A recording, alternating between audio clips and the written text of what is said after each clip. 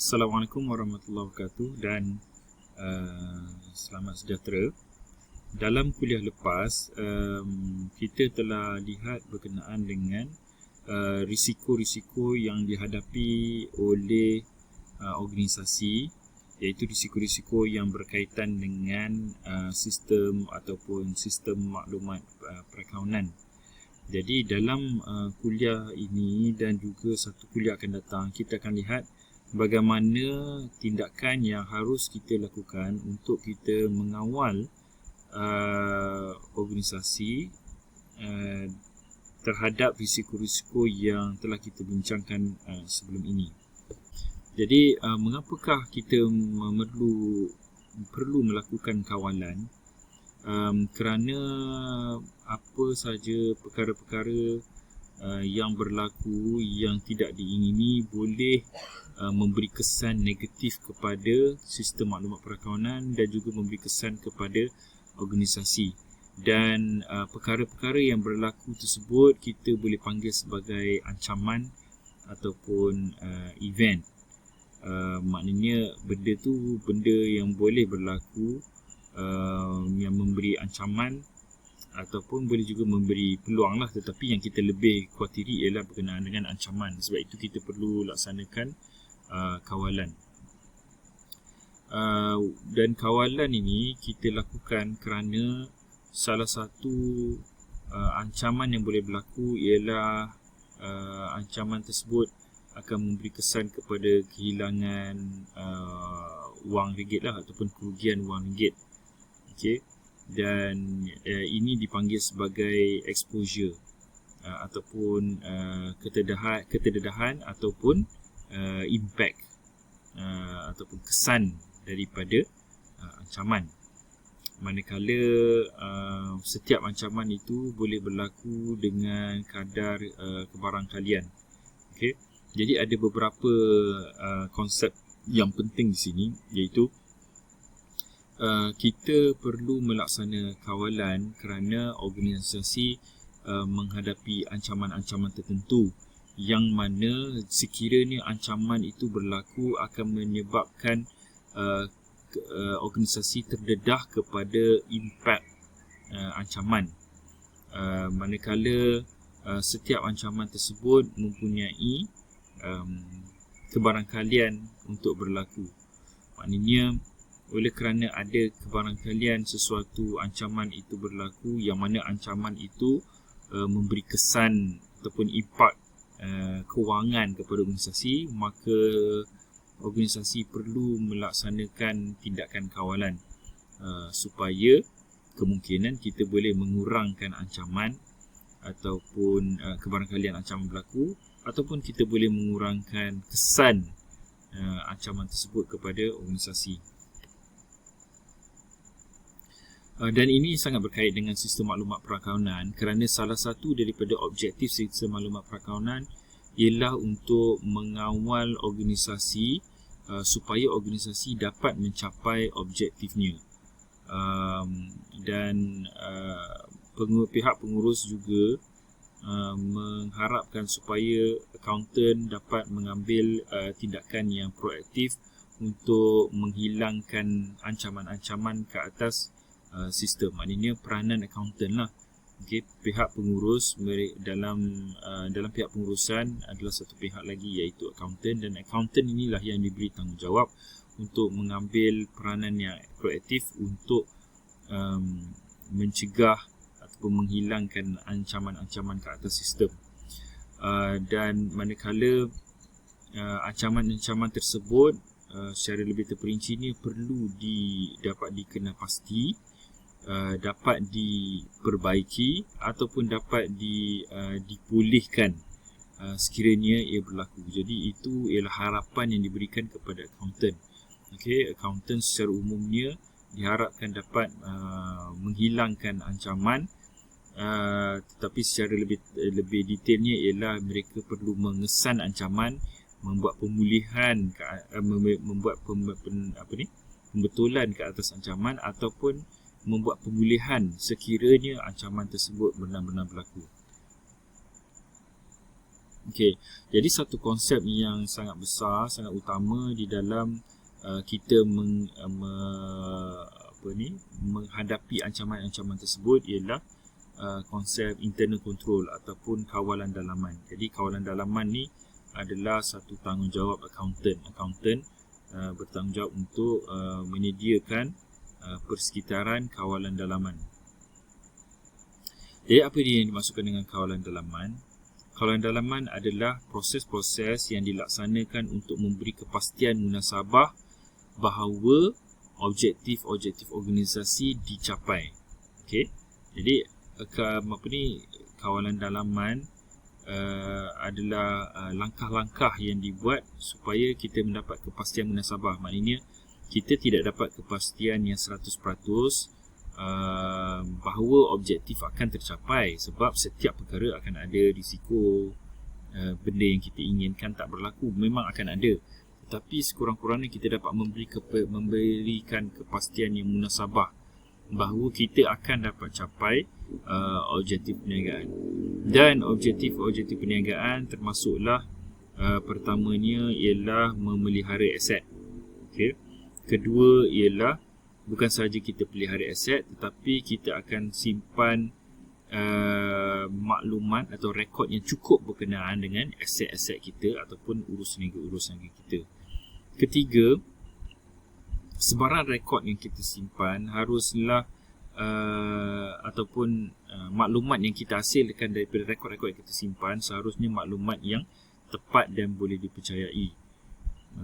Dan selepas itu, apabila maklumat-maklumat tersebut disimpan ataupun diperoleh dengan cara yang tepat dan boleh dipercayai, maka penyata kewangan yang dihasilkan bukan sahaja tepat dan boleh dipercayai, tetapi dia memenuhi kriteria-kriteria tertentu. Sebab kita tahu bahawa untuk maklumat perakaunan menjadi maklumat yang berguna, maka ada dia punya kriteria dia, ada sifat-sifat dia, ada kualiti dia.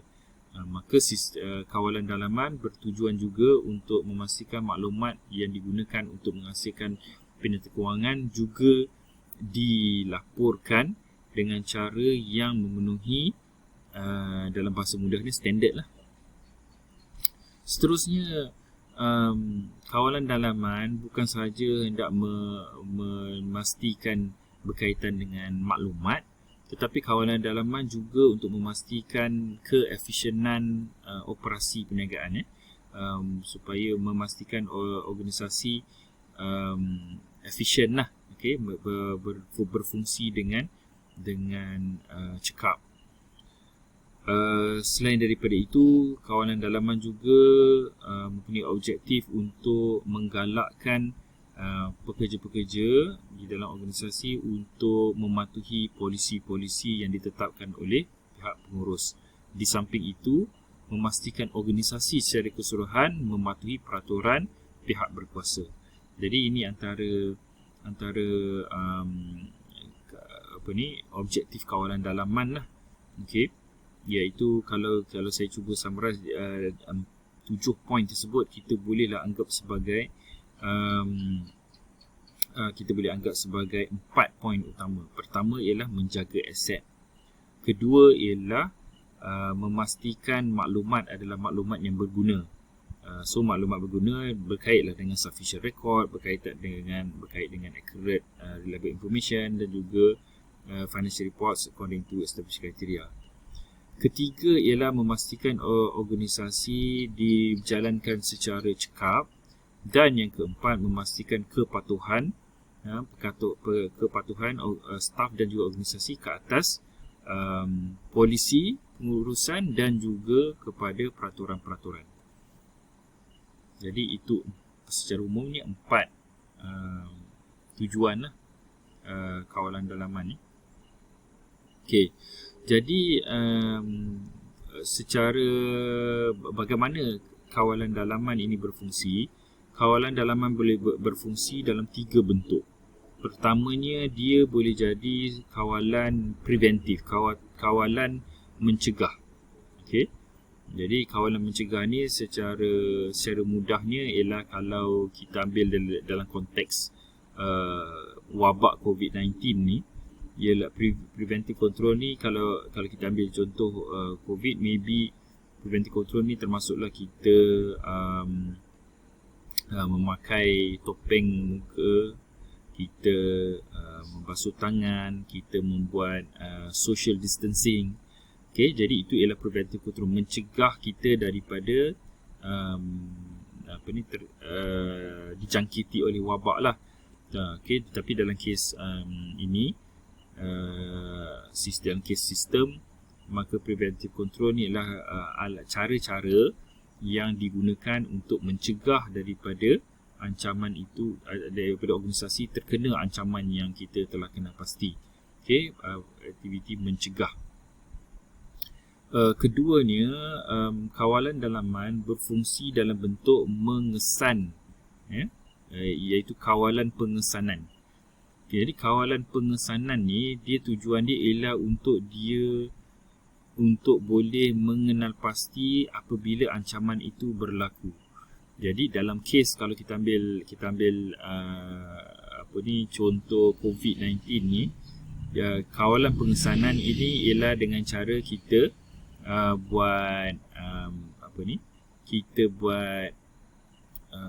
kita semak suhu kan.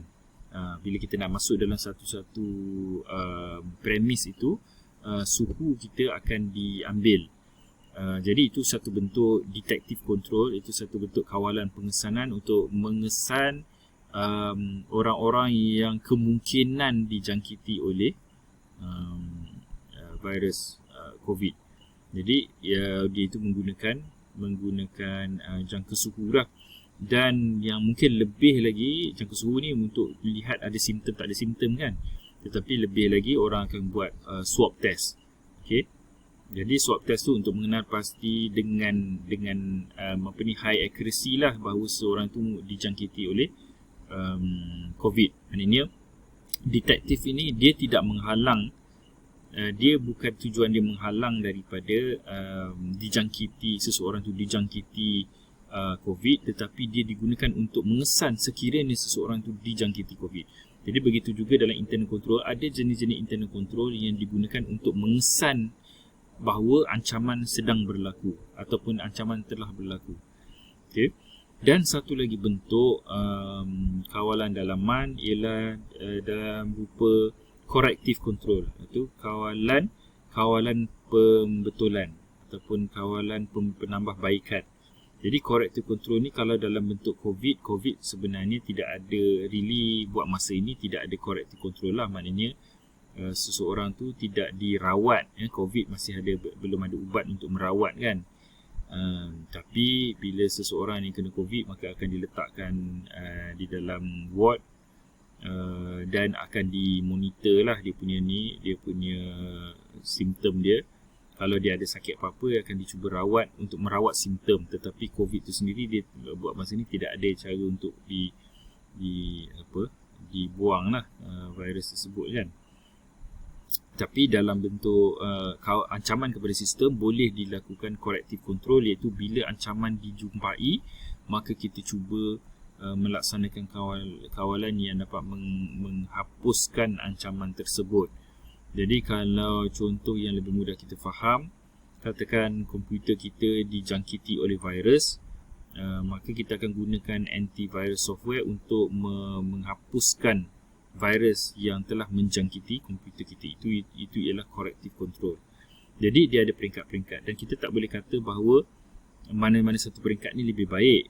Kita akan implement ketiga-tiga peringkat internal control. Kita akan ada preventive control, kawalan pencegahan. Tetapi kadang-kadang walaupun sebanyak mana kita cuba mencegah, masih lagi kita terkena, maka untuk kita boleh pulih, pertama ni kita perlu berupaya untuk mengenal pasti bahawa kita memang dijangkiti ataupun kita memang terkena dengan ancaman tersebut lah. Jadi kita perlu kepada detective control. Dan once kita dah detect bahawa kita memang terkena dengan ancaman tersebut, maka kita perlu laksanakan corrective control, iaitu kawalan pembaikan. Okey, jadi ketiga-tiga ni dia berada pada peringkat berbeza, namun begitu dia ketiga-tiga ni dia complement each other lah. Mana satu kelemahan ataupun ketidakberjayaan satu bentuk kawalan dibantu oleh satu bentuk kawalan yang lain.